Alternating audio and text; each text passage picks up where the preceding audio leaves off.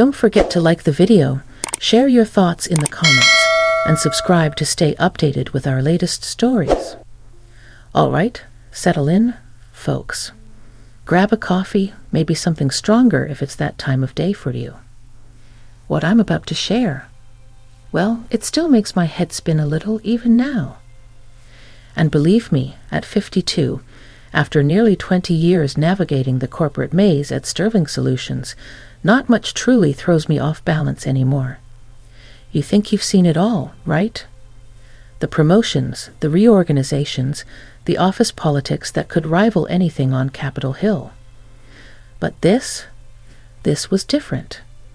My name's Eleanor, Ellie to most people who aren't signing my paychecks. I'm a senior project manager, good at my job, reliable, maybe a bit predictable. I like things orderly. My desk is usually neat. Photos of my 2 grown kids, Sarah and Ben, tucked neatly beside my monitor, pens in their holder, coaster for my ever-present mug of Earl Grey. The office itself is pretty standard issue.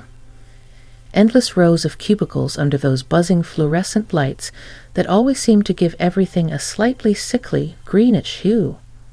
You know the type. Beige walls, slightly worn gray carpet, the distant hum of the HVAC system. Comfortably numb, you might call it. My boss, David Miller, he's the CEO. Not some middle manager, but top dog. He's maybe 10 years older than me, always impeccably dressed, sharp eyes, doesn't waste words. Commands respect, you know. He's not unfriendly, exactly, just contained, professional to a fault. We have cordial interactions, project updates, strategic meetings, the usual. Nothing that would ever hint at what was coming. He's always been Mr. Sterling, formal, focused, his personal life a complete enigma wrapped in a tailored suit. So, picture this. It was a Tuesday, not even a Friday afternoon when weird things sometimes happen. Just a regular, gray, slightly drizzly Tuesday in late October. The kind of day where the clock seems to actively mock you, ticking slower with each passing minute after lunch. I was neck-deep in the quarterly budget projections, juggling spreadsheets that looked like complex alien hieroglyphics. My brain felt like lukewarm oatmeal. Most people had already started packing up. The usual end-of-day sounds were beginning, the soft zip of laptop bags, the clatter of keys being dropped into purses, muted goodbyes. I was planning on another 30 minutes, maybe an hour, just to get a handle on these numbers before facing the commute home. That's when I saw him. David, standing near the edge of my cubicle. That alone was unusual. He rarely ventured out into the main bullpen unless it was for a specific, announced reason. Usually, you got summoned to his office, the corner one with the actual view and the fancy espresso machine. He just stood there for a moment, looking not at me, exactly, but sort of towards my general area. He cleared his throat softly. "Eleanor," he said. His voice was lower than usual, quieter. I looked up, blinking, trying to shift gears from budget hell to CEO interaction. "Yes, David." I automatically straightened my posture. Old habits. "Could you spare a few minutes? When you're ready to wrap up?" My internal alert system immediately went to DEFCON 3. Budget cuts, layoffs. Did I screw something up monumentally? My mind raced through the past few weeks. Had I missed a deadline? Was there a complaint? You know how it is. Your brain instantly conjures the worst-case scenarios. Of course, I managed, trying to keep my voice even. I was just finishing up here. Give me 5 minutes. He nodded, a quick, jerky movement. My office, then. If you would. And then he turned and walked back towards the executive corridor, his footsteps unnervingly quiet on the worn carpet. Okay, now the anxiety really kicked in. This wasn't a casual swing by my office kind of thing. This felt heavy. I quickly saved my spreadsheet, my fingers feeling thick and clumsy on the keyboard. I gathered my purse, shut down my computer, the usual motions feeling robotic. My heart was doing a weird little tap dance against my ribs. Walking down that hallway towards his office felt longer than usual. The plush carpet muffled my steps, making it eerily silent. The lighting seemed dimmer here, warmer, less institutional. Polished wood, abstract art on the walls, the markers of the executive tier. His door was slightly ajar. I tapped lightly. "Come in, Eleanor." I pushed the door open and stepped inside. His office was large, meticulously organized. Floor-to-ceiling windows overlooked the city skyline, raindrops streaking down the glass, blurring the lights below into watercolor smudges. He wasn't behind his imposing mahogany desk, which was another deviation from the norm. He was standing near the window, looking out, his back partially to me. He gestured towards the 2 leather armchairs arranged perpendicular to his desk, near a low coffee table. "Please, have a seat." I sat, perching on the edge of the plush chair, my purse clutched tightly in my lap. The leather felt cool against my hands. The room smelled faintly of wood polish and that expensive coffee he favored. He turned from the window, and that's when I noticed it. He looked tired, not just end-of-day tired, but something deeper. There were lines around his eyes I hadn't registered before, and his usually perfect posture seemed a fraction less rigid. He ran a hand through his salt and pepper hair, another uncharacteristic gesture. He looked nervous. My boss, the unflappable CEO, looked genuinely nervous. He sat down in the chair opposite me, leaning forward slightly, his hands clasped loosely between his knees. He didn't immediately speak, just held my gaze for a moment. It wasn't intimidating, like usual. It was searching. Vulnerable? I couldn't quite place it. The silence stretched, thick with unspoken tension. The only sound was the faint hiss of the rain against the window. My mind was still racing. What is going on? Finally, he took a deep breath, the sound loud in the quiet room. "Eleanor," he began again, his voice barely above a whisper. "There's something personal I need to tell you. Something I haven't discussed with anyone else here." My breath caught in my throat. Personal? From David Miller? This was already unbelievable. My carefully constructed world of spreadsheets and project timelines felt like it was tilting on its axis. I just nodded, unable to form words, waiting for whatever bombshell was about to drop. What he said next? Well, that's where things went completely off the rails. So there I was, perched on the edge of that expensive leather armchair, heart thumping like a drum against my ribs, waiting. The air in David's office felt thick, charged with something. Anticipation? Dread? I honestly couldn't tell. The rain outside continued its soft percussion against the glass, a steady rhythm against the uncertainty hanging between us.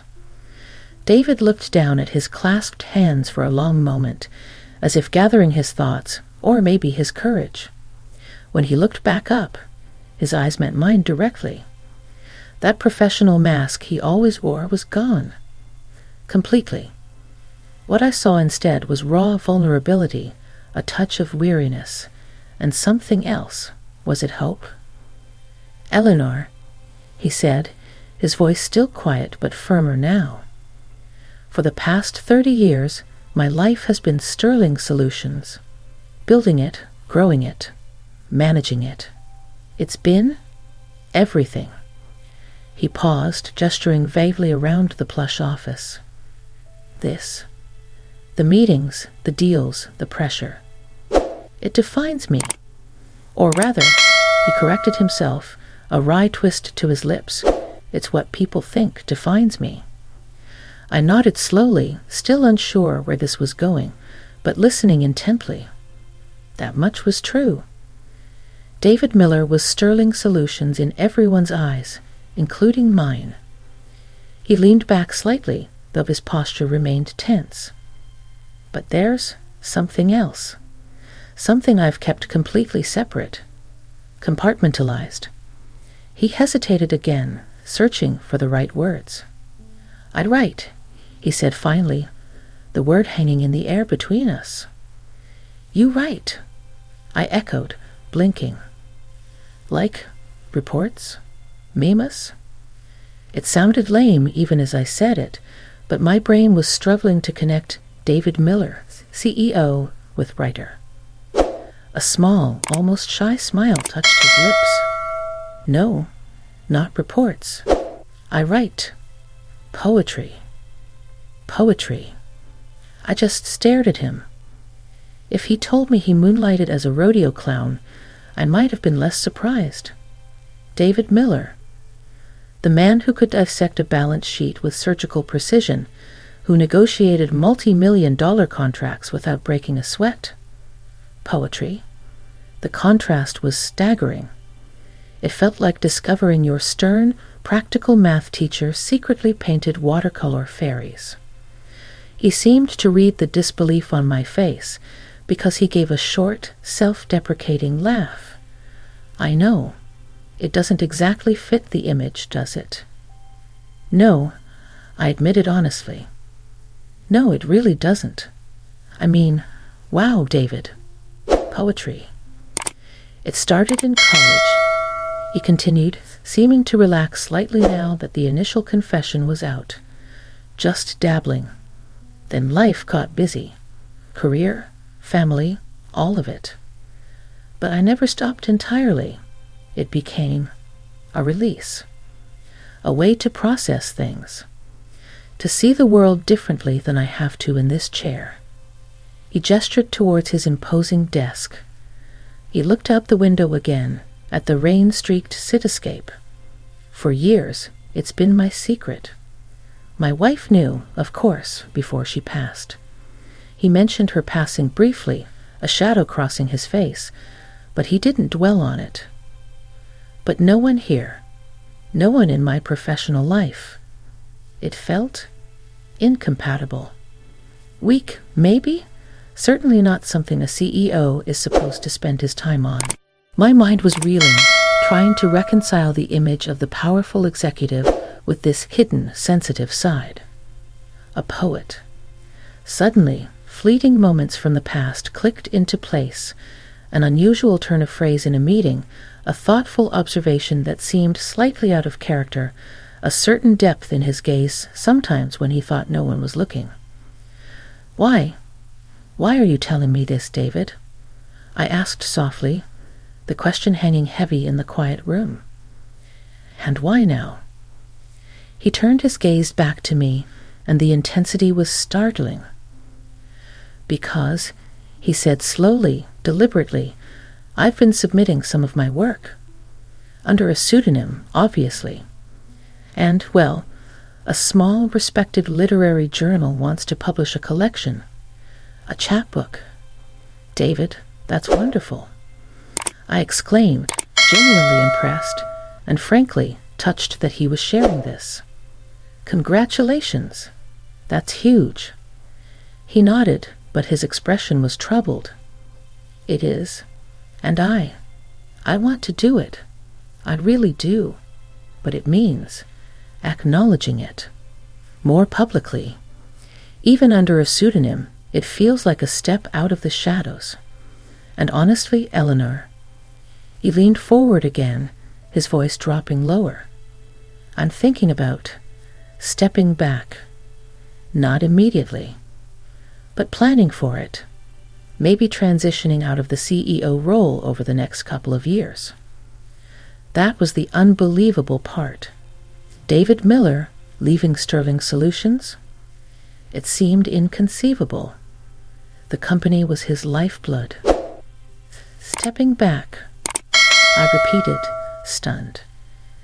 "This," he said, gesturing between us, "this impending publication. It's forced me to confront what I actually want for the next phase of my life. Do I want to keep grinding until I drop, or do I want to explore this other part of myself? The part I've kept hidden away for so long." He looked at me intently. "And I'm telling you, Eleanor, because I trust you. I've always valued your judgment, your discretion. You're grounded, you're perceptive. You see things others don't." And he added, a faint smile returning, "You don't strike me as someone who would laugh at a CEO who writes poetry." I felt a warmth spread through my chest, a surprising sense of connection to this man I thought I knew, but clearly didn't. He saw me not just as a subordinate, a cog in his machine, but as a person he could confide in, someone whose reaction mattered on a personal level. "No, David," I said softly. "I wouldn't laugh. I think it's amazing. Truly." We sat in silence for another moment. The dynamic between us irrevocably shifted. He wasn't just my boss anymore. He was a man grappling with a profound life decision, revealing a hidden facet of his soul. The sterile office suddenly felt intimate, a pocket of quiet confession amidst the corporate hustle. The rain continued to fall, washing the city lights into blurry constellations outside the window. And I had a feeling that my predictable, orderly world had just been fundamentally and perhaps wonderfully rearranged. Saying amazing felt like a colossal understatement, but honestly, my brain was still buffering, trying to process the image of David Miller, the titan of industry, hunched over a notebook scribbling verses. The silence that followed wasn't awkward, not like before. It was contemplative, filled with the weight of his confession and the surprising lightness of it being spoken aloud, maybe for the first time in this context.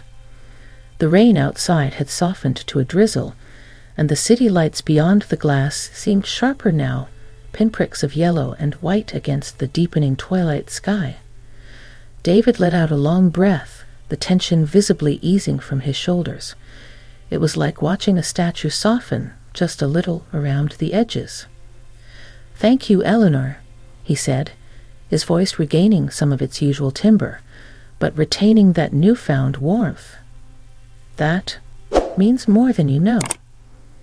I found myself leaning back in the plush armchair, mirroring his slightly more relaxed posture. My initial shock was morphing into a complex mix of emotions. Genuine respect for his hidden passion, empathy for the vulnerability he'd shown, and I'll admit, a flicker of intrigue. Who was this man, really? After nearly 2 decades working under the same roof, it felt like I was meeting him for the first time. "So," I began hesitantly, not wanting to pry but intensely curious, "this pseudonym and the chapbook, what kind of poetry do you write? If you don't mind me asking." Another one of those small, surprising smiles. "You can ask, Eleanor, though describing it is difficult. It's not boardroom stuff, I can tell you that." He paused, thinking. "Observations, mostly. Moments. The way light falls on an old building, the feeling of walking alone in the city early in the morning, the echoes of things past." His gaze drifted back to the window, trying to find the meaning, or maybe just the beauty, in the ordinary things we rush past every day. I could picture it, and strangely it fit.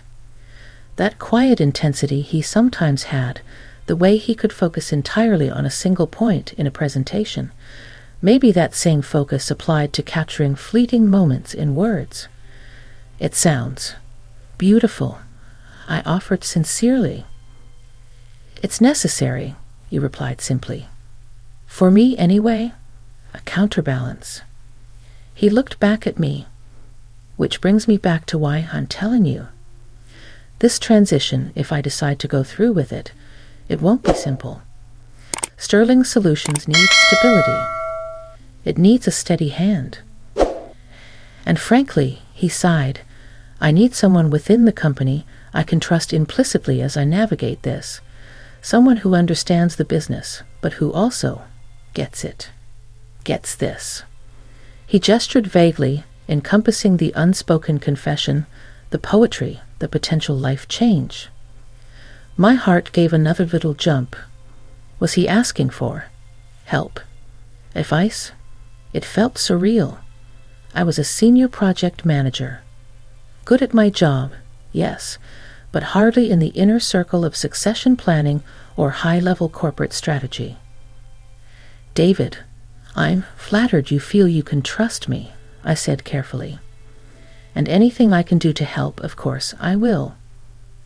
Though I'm not sure what that would entail. He waved a hand dismissively.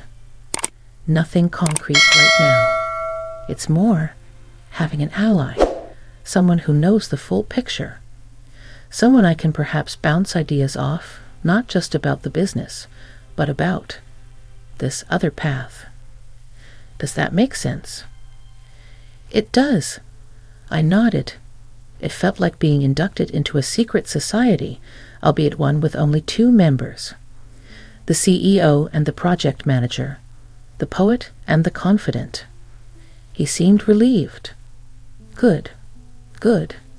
He fell silent again, tapping a finger against the arm of his chair. The office was quiet except for the low hum of the building systems and the distant sound of a siren wailing somewhere down in the city streets. Then he did something even more unexpected. He leaned forward slightly, a hesitant look on his face. Would you? I mean, it's probably presumptuous, but would you be interested in reading something? Just a short piece. My eyes widened slightly. He wanted me to read his poetry. Now? Yes, I stammered, surprised but also deeply curious. Yes, David, I'd be honored. He reached over to the low coffee table between us, where a slim, well-worn leather-bound notebook lay half-hidden beneath a financial report. I hadn't even noticed it before.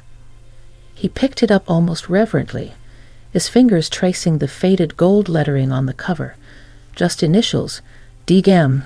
He flipped through a few pages, his brow furrowed in concentration, then paused. He didn't hand it to me. Instead, he cleared his throat softly, and in a low, quiet voice, completely different from his usual commanding boardroom tone, he began to read. It wasn't long, maybe 10 lines. It was about the city at dawn, the quiet anticipation before the rush, the first rays of sun hitting the glass towers. His voice wasn't performative, just simple, letting the words speak for themselves. And they did. They painted a picture so vivid, so evocative. I could almost smell the damp pavement and feel the cool morning air.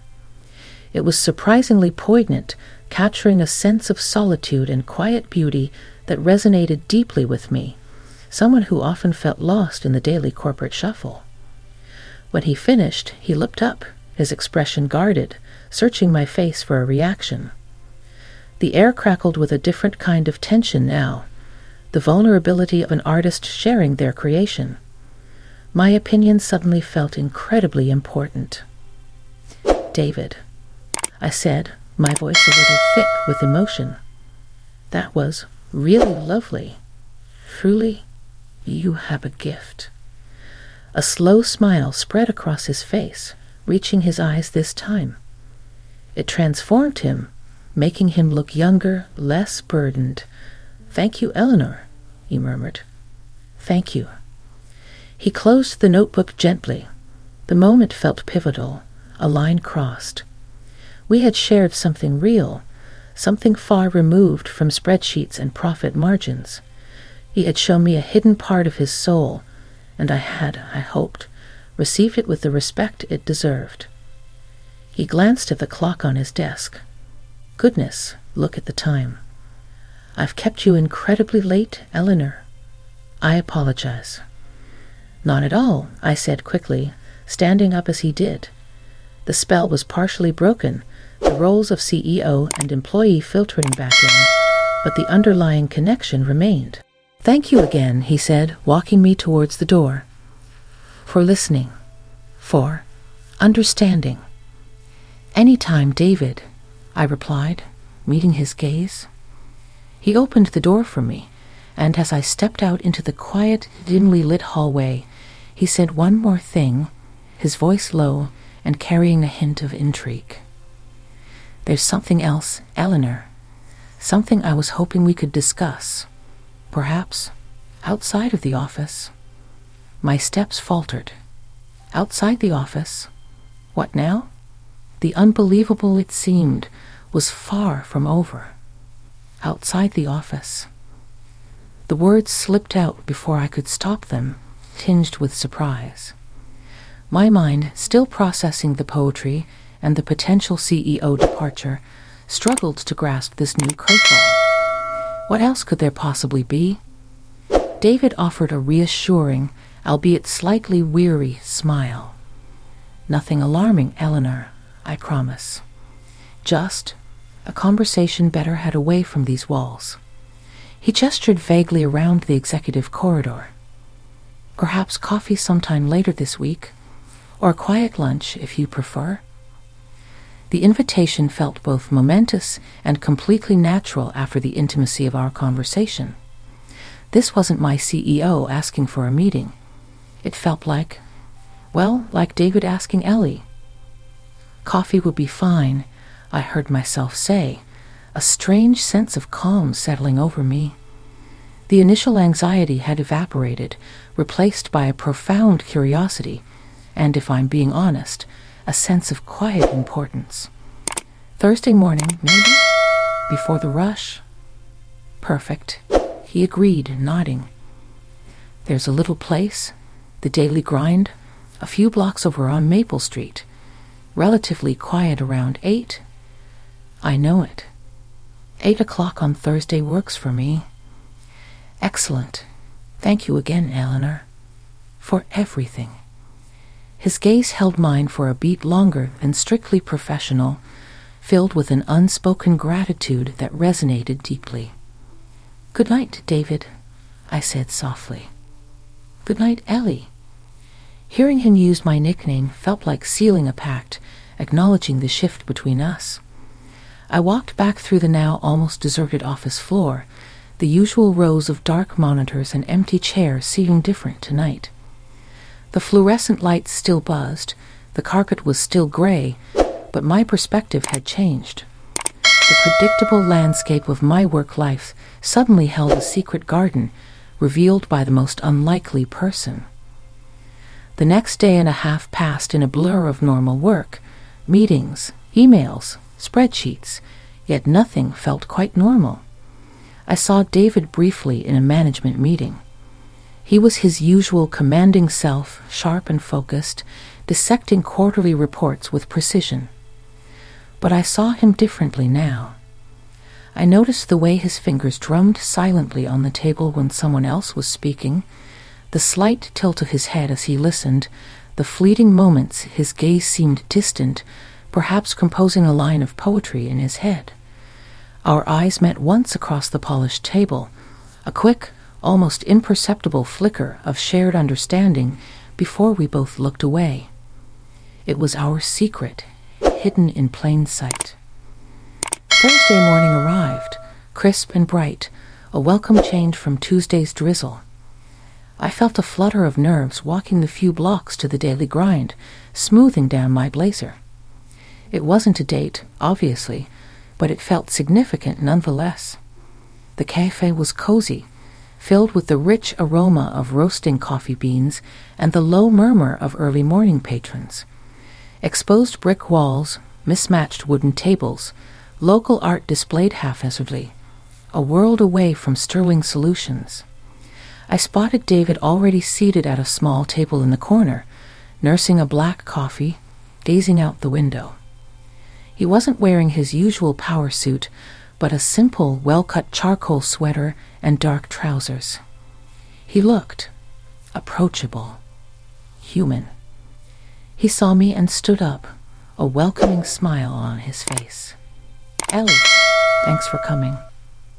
"Morning, David," I replied, sliding into the chair opposite him. I ordered my usual Earl Grey from the passing server.